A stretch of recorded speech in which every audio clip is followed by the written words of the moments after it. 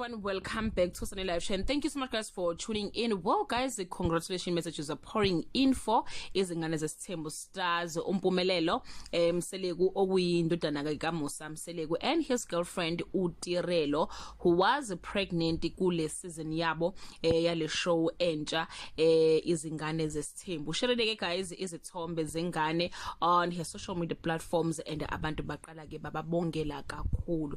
I doubt ke guys ukuthi ke bazoshare a lot about ingane futhi nanezithombe. I don't think bazozishare izithombe zomntwana, especially njengoba ke kuqeda ukuphela isizini yokuqala ye show yabo. It's a must for especially for ama content creators ukushiya silangazelela ukubona ukuthi what will happen after ukuzalwa kwengane. Sibabongela ke kakhulu guys, and we are hoping ukuthi ke ngeke sisayibona ke enye girlfriend phela bakithi lapha yana kuMpumelelo until eshada ke uvuyo kanye ke noTirelo labo ke abakhona njengamanje. That bring us to the end of this video. Do leave your comment below and share your opinion. Bye.